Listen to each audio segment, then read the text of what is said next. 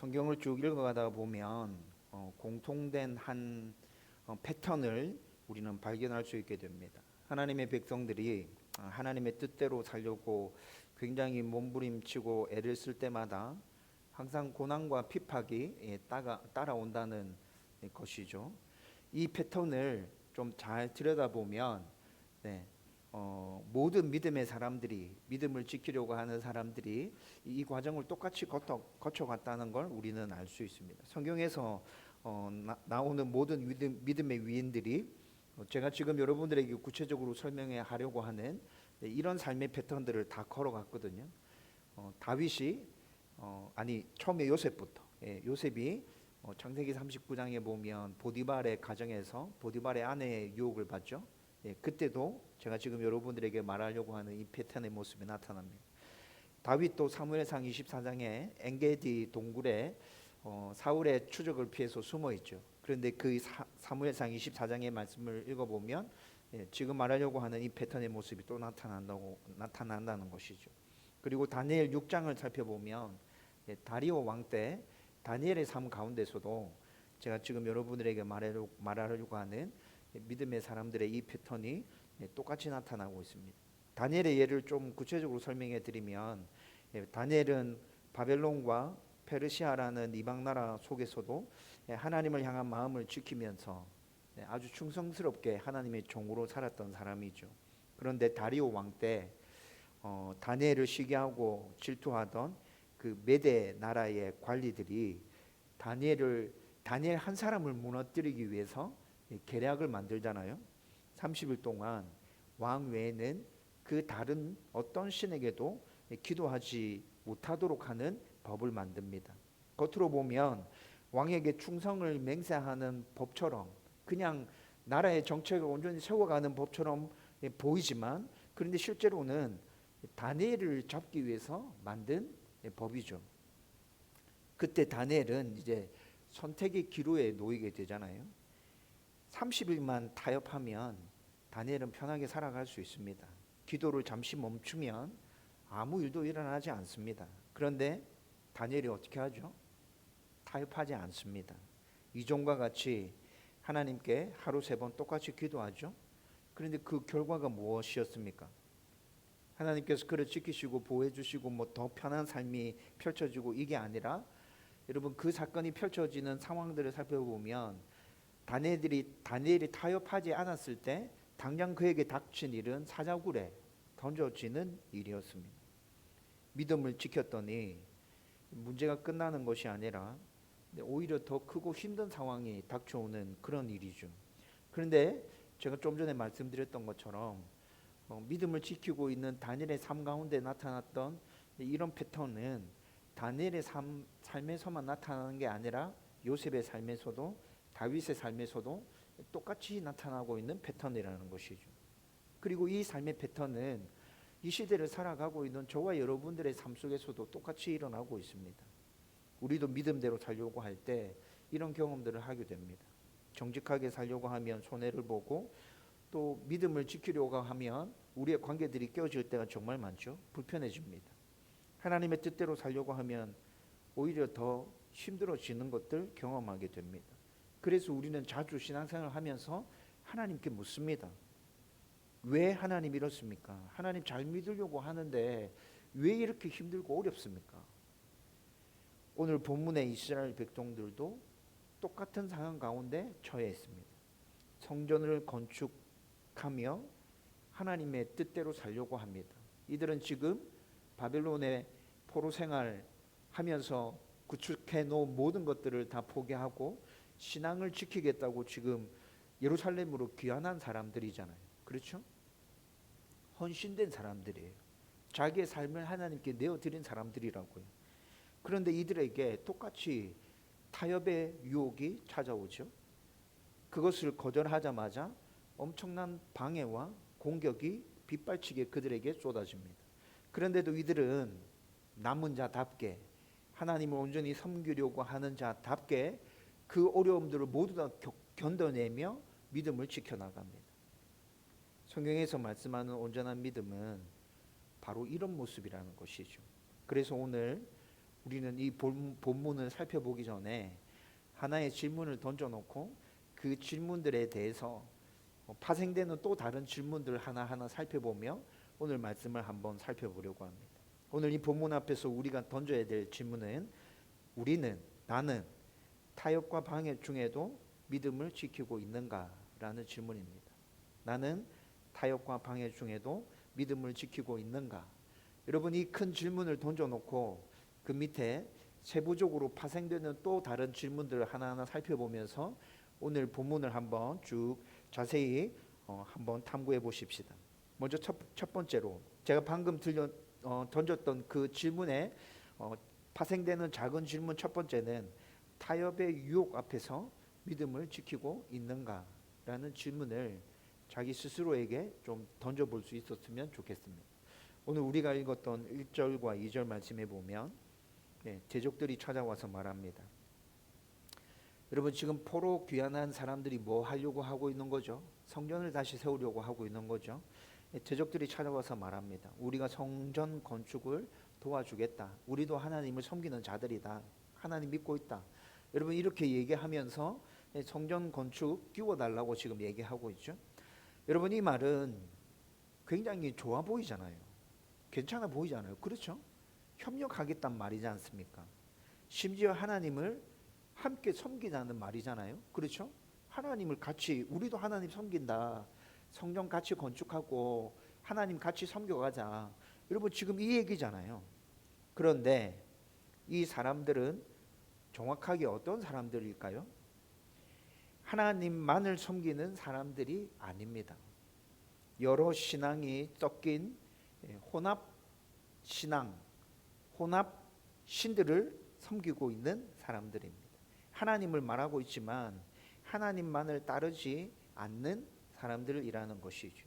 그래서 오늘 우리가 읽었던 1절 말씀에 여러분, 이들이 지금 2절에서는 하나님을 섬긴다고 얘기하는데 1절에서는 이들을 뭐라 얘기하고 있어요? 1절에서는 1절 끝부분에 보세요. 유다와 베냐민의 대적이 듣고 이렇게 얘기하고 있죠. 하나님을 섬긴다고 말하는데 이들을 지금 성경은 대적이라고 얘기합니다. 적이라고 얘기하고 있습니다. 여러분, 이것이 어떻게 정확하게 오늘 본문 가운데서 구분되어서 나타나냐 하면 여러분 2절 말씀해 보세요. 2절 말씀에 1절에 대적이라 말하는 사람들이 얘기합니다. 너희 하나님을 찾노라. 우리도 너희 하나님을 찾노라. 우리가 하나님께 제사를 드리노라. 이렇게 얘기하죠. 하나님이라 얘기합니다. 여러분, 그런데 지금 이 사람들은 하나님이라고 얘기했죠. 3절에 이스라엘 백성들의 족장이 하나님을 어떻게 얘기하고 있는지 3절을 한번 보십시오. 3절에 어떻게 얘기합니까? 우리 이스라엘 족장들이 얘기하죠. 우리가 이스라엘의 하나님 여호와를 위하여 이렇게 얘기합니다. 여러분, 2절에서 대적들은 하나님이라고 얘기했죠. 그런데 지금 3절에서 이스라엘 족장들은 하나님을 어떻게 칭하고 있다고요? 하나님 여호와, 이스라엘의 하나님 여호와 이렇게 칭하고 있습니다. 여러분, 그냥 하나님이라 부르는 거랑 하나님 여호와라고 부르는 거랑은 하늘과 땅 차이입니다. 여러분, 지금 2절에서 이 대적들이 하나님이라고 얘기하는 건 우리 애국가에 하느님이 보호하사 이렇게 나오죠. 그 하나님 얘기하고 있는 거예요. 2절에 이 사람들은 그 하나님 얘기하고 있습니다. 하나님이라 얘기하지 않고 우리 애국가에서 하느님이라고 표현하고 있는 건 모든 신들을 다 총칭해서 그렇게 얘기하고 있는 것이죠. 2절에 이들도 하나님이라 얘기하고 있지만 유일하신 하나님만을 얘기하는 게 아니라 이 땅에 존재하고 있는 모든 신들을 총칭해서 자기들이 알고 있는 모든 신들을 다 담아서 하나님이라 얘기하고 있다는 것입니다. 여러분, 그래서 이스라엘 족장들은 우리 하나님 여호와, 유일하신 하나님, 이 세상 만물의 창조자, 주인, 우리의 아버지 그 하나님이라고 못 박아서 지금 3절에서 딱 얘기하고 있다는 것이죠. 여러분, 만약 가정법을 써서 만약 여러분 이 제안을 이스라엘 백성들이 받아들였다면 어떻게 됐을 것 같아요? 여러분, 이 대적들이 와서 제안했잖아요. 이걸 이스라엘 백성들이 받아들였습니다. 어떻게 됐을 것 같습니까? 당장 건축은 훨씬 더 쉬웠을 겁니다. 일할 사람도 굉장히 많았고 건축에 필요한 자재들, 자원들도 빨리빨리 조달됐을 거고 건축하는 속도도 굉장히 빨랐겠죠. 겉으로 보기에는 결과가 훨씬 더 좋았을 수도 있습니다. 그런데 문제는 뭐예요? 이들과 협력하면 믿음의 본질이 무너집니다. 믿음의 본질이 무너진다고. 믿음의 본질이 뭡니까? 성경에서 얘기하는 믿음의 본질이 뭐죠? 언제 어디서나 우리는 유일하신 한 하나님만을 섬기며 그분의 말씀에 온전히 순종한다. 여러분, 이것이 기독교가 가지고 있는 믿음의 본질이잖아요. 그렇죠? 여러분, 이 믿음의 본질이 무너진다고요. 이들과 협력하는 순간에 이 믿음의 본질이 무너진다고요. 그래서 대적과 함께 지은 성전은 하나님만을 위한 성전이 아니게 됩니다. 예배를 드린다고 말하지만 그 예배는 유일하신 하나님께 드리는 예배가 아니라 이 세상에 존재하는 온갖 잡다한 우상들에게 드리는 예배가 된다는 것이죠. 정체성이 무너진다는 겁니다. 여기서 우리가 꼭 붙들어야 할 사실이 하나 있습니다. 여러분, 타협은 절대 나쁜 모습으로 우리에게 다가오지 않습니다. 우리 삶에도 타협의 상황은 굉장히 자주 발생합니다. 그리고 타협의 상황은 항상 좋은 얼굴을 하고 우리에게 찾아옵니다. 이 정도는 괜찮지 않냐? 굳이 그렇게까지 할 필요가 있냐? 함께 이렇게 두루두루 이렇게 두루뭉실하게 가는 거 좋잖아. 너도 사람들이랑 잘 지내고 싶잖아. 항상 이렇게 우리 가운데 속삭이며 타협할 것을 제안합니다. 그래서 이런 속삭임이 우리의 삶 가운데서 끊어지지 않기 때문에 타협은 더 굉장히 위험합니다. 여러분, 잘 생각해 보십시오. 타협은 우리의 신앙생활에 있어서 나와 상대방과 우리 공동체 전체를 속이는 거짓입니다. 여러분, 왜 타협이 속이는 거짓입니까? 우리가 신앙생활을 함에 있어서 그냥 적당히 하면 좋잖아, 사람들하고 잘 지내면 좋잖아 라는 이 속삭임에 타협해서 그냥 그렇게 살아간다면 우리의 믿음은 서서히 무너지게 될 겁니다. 그렇죠? 우리의 믿음은 서서히 무너지게 된다고요. 그런데 타협하는 것을 원하고 하라고 부추기는 쪽에서는 어떻게 얘기하죠? 그렇게 하면 더 좋아. 모든 사람들에게 너가 가지고 있는 그 믿음이 전염될 수 있을 거야. 여러분, 이렇게 얘기하죠. 근데 그렇게 되지 않는다고요. 우리의 믿음이 무너진다고요. 둥글둥글 살아가면 모든 사람들과 함께 잘 지낼 수 있을 거야 라고 얘기하지만 여러분, 둥글둥글 살아가면 믿음의 정체성과 본질을 잃어버리면 세상적인 관점에서 볼 때는 편안하고 잘 살아가는 것 같이 보이지만 그 공동체는 온전하게 성 공동체가 아니죠. 그렇죠? 그런데 그 공동체가 온전한 공동체라고 타협하는 것을 부추기는 쪽에서는 항상 그렇게 얘기한다는 것이죠. 거짓입니다. 세상은 지금 우리에게도 똑같은 이야기를 하고 있습니다. 정직을 조금 내려놔라. 괜찮다. 편법 써도 괜찮다. 관계 속에서 너 신앙생활 그런 거 얘기하지 마. 예수 얘기하지 마. 교회 다닌다 얘기하지 마. 그런 거 얘기하면 사람들이 너 싫어할 거야. 따돌릴 거야. 여러분, 이렇게 얘기합니다. 굳이 그렇게까지 할 필요가 있나? 주일날 교회 한 번쯤 안 가도 돼. 그냥 집에서 쉬어. 특별한 일이 없는데도. 그러나 믿음은, 여러분 잘 들으십시오.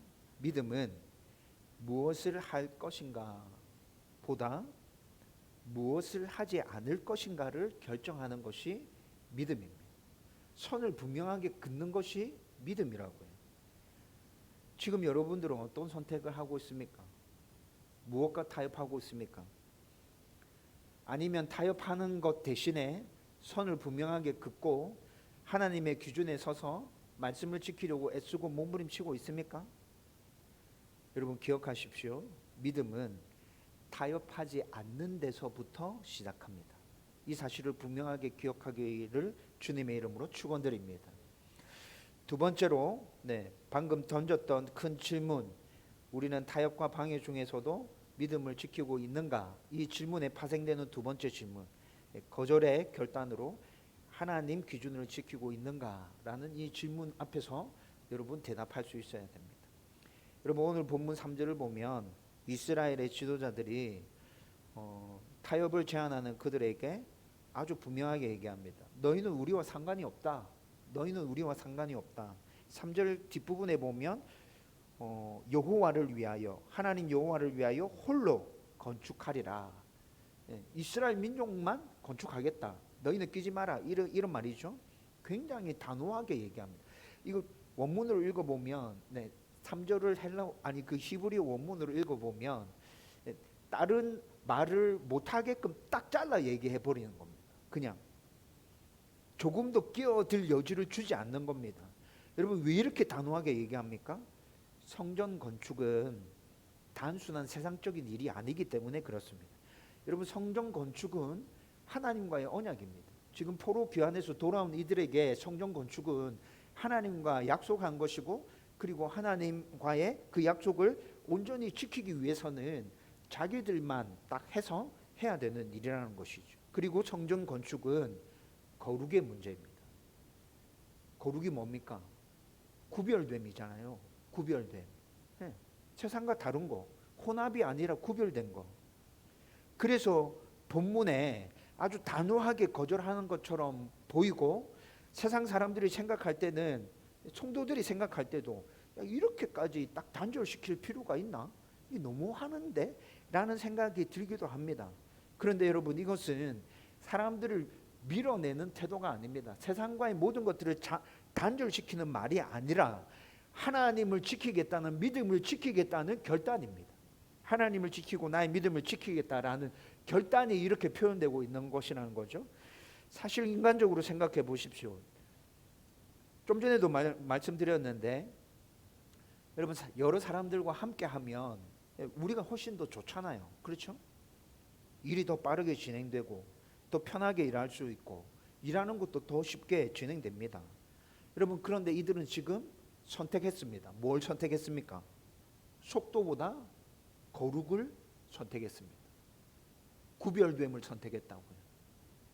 편리함보다 하나님의 기준을 선택했습니다. 여러분, 이것이 믿음입니다.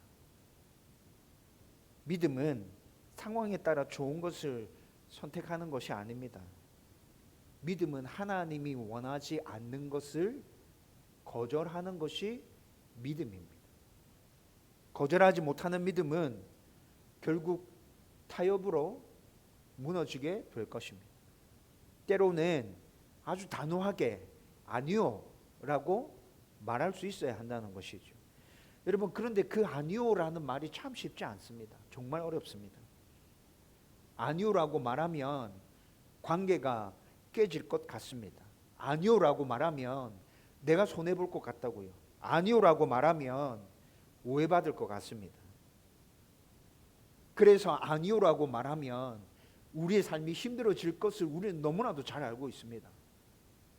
그래서 우리는 쉽게 자주 흔들리고 아니요라는 그 말을 선뜻 내뱉지 못한다고요. 이건 진짜 아닌 것 같은데 라는 느낌이 들지만 그냥 무시하고 넘어갈 때 있습니다. 못 본 척하고, 더 적극적으로는 나 스스로를 설득시킬 수 있는 이유들을 내 안에서 만들어내죠. 그렇게 하면서 우리는 그냥 그렇게 두루뭉실하게 갑니다. 어쩔 수 없다. 어쩔 수 없다. 거절해야 하는 순간에 거절하지 못하면, 다시 말씀드리는데, 우리의 믿음은 무너집니다. 우리는 지금 거절해야 할 것을 분명하게 거절하고 있습니까? 저와 여러분들의 삶 속에서 이 질문에 대해서 분명하게 답할 수 있기를 주님의 이름으로 축원드립니다. 세 번째, 우리가 살펴보아야 될 질문, 우리가 오늘 던졌던 큰 질문은 우리는 타협과 방해 중에도 믿음을 지키고 있는가라는 질문을 크게 던졌는데, 거기서 파생되는 작은 질문 세 번째는 방해와 공격 속에서도 흔들리지 않고 있는가라는 질문에 여러분 답할 수 있어야 됩니다. 여러분 오늘 본문에 보면 4절부터 상황이 확 달라집니다. 여러분 1절에 대적이라 말하는 사람들이 2절에 지금 이스라엘 백성들에게 와서 성전을 같이 짓자 타협안을 제안했습니다. 그런데 이스라엘 백성들이 단호하게 거절했죠. 거절했더니 4절에서 상황이 확 바뀌었다고요. 타협을 거절하자마자 바로 방해가 시작됩니다. 손을 약하게 하고 두렵게 하고 온갖 방법을 동원해서 성전을 건축하지 못하도록 지금 방해하고 있습니다.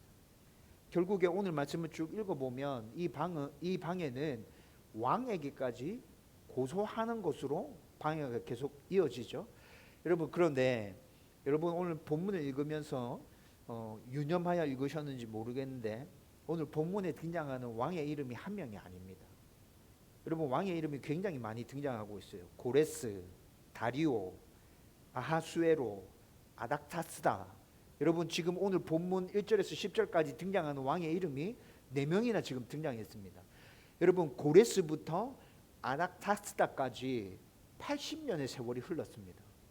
여러분 그런데 오늘 본문에서 지금 고레스부터 시작한 이 방해가 결국에는 누구에까지 이르렀단 말이에요? 아닥사스다 왕까지 계속 이어졌단 말입니다. 몇 년 동안 이어진 겁니까? 80년.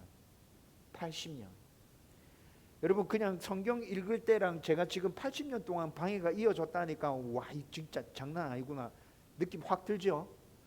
여러분 그리고 이것뿐만이 아니라 오늘 4절 이후에 등장하는 사람들의 이름을 한번 보십시오. 고발한 사람들의 이름입니다. 네, 고발한 사람들의 이름입니다. 그런데 그 사람들 이름 읽어보면 방백도 있습니다. 르훔이라는 방백 등장하죠. 서기관 심세 등장합니다. 여러분 이 사람들은 지금 그때 그 당시에 예루살렘에 살고 있던 사람들의 리더인 사람들입니다. 그 리더인 사람들부터 시작해서 그 사람들뿐만이 아니라 여러 사람들의 이름이 등장하고 있죠. 여러분 그러면 이건 또 무엇을 얘기해 주는 거예요? 긴 세월 동안 방해가 지속되어 있는데 그 방해가 특정한 사람들에 의해서 지속된 방해가 아니라 어떤 방해였다고요? 예루살렘 근처에 살고 있는 사람들이 집단적으로 하는 방해였습니다.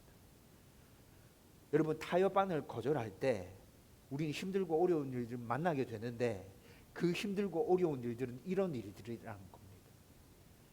여러분 이렇게 얘기하면 와 이거 진짜 힘든데 이거 안 되겠는데 라는 생각이 들죠. 여러분 오늘 본문에 등장하는 여러 사람들은 앗수르가 제국을 장악했을 때 혼합 정책을 폈죠. 사마리아 땅에 살고 있는 타민족 사람들, 혼합 민족들을 말하고 있는 것입니다. 그 사람들이 지금 성전 건축을 한다 했을 때 와서 도와주겠다 얘기하고 거절하니까 지금 그 사람들이 다 똘똘 뭉쳐서 집단적으로 이스라엘 백성들을 괴롭히고 있다는 것이죠. 여러분 타협을 거절하면 거절하는 것으로 끝나지 않습니다. 여러분 이거 기억하십시오. 타협을 거절하면 타협하는 것으로 끝나지 않습니다. 더 큰 위협과 방해와 문제들이 우리 가운데 다가오게 될 것입니다. 타협했다면 편했을 겁니다. 당장은 문제가 생기지 않고 모든 일이 잘 풀렸을 겁니다. 그런데 거절했기 때문에 지금 아주 힘들어진 것입니다. 근데 여러분 잘 생각해 보십시오. 여러분들이 믿음을 지키려고 하고 있고 제대로 신앙생활을 하기를 원한다면 이렇게 되는 게 정상적인 모습입니다. 왜 그렇습니까? 말씀을 순종하고 있는데 방해가 이렇게 온다는 것은 하나님의 일이 지금 우리를 통해서 진행되고 있다는 증거입니다. 믿음을 내가 잘 지켜가고 있다는 증거가 바로 그 방해와 그 여러 가지 위협들을 통해서 우리 가운데 나타난다는 것이죠. 사탄은 항상 하나님 나라와 그의 백성을 뭉개려고 합니다. 가만 내버려 두지 않습니다. 그래서 믿음의 길에는 반드시 이런 저항이 항상 따라오게 된다는 것이죠. 저와 여러분들의 삶도 마찬가지입니다. 똑같습니다. 정직하면 손해 봅니다. 믿음을 지키면 관계가 불편해질 수 있습니다. 하나님의 기준을 따르면 세상으로부터 오해받을 수 있습니다. 그런데 그런 어려움은 잘못된 길이 아니라 바른 길을 가고 있기 때문에 나타나는 현상입니다. 내가 지금 잘 가고 있구나. 하나님의 사람이 맞구나. 믿음으로 살아가고 있구나. 여러분, 그래서 중요한 것은 어떤 어려움이 나에게 다가오고 있느냐, 이것이 중요한 문제가 아니라 그 어려움 가운데서 나는 어떻게 서 있느냐, 이것이 중요합니다.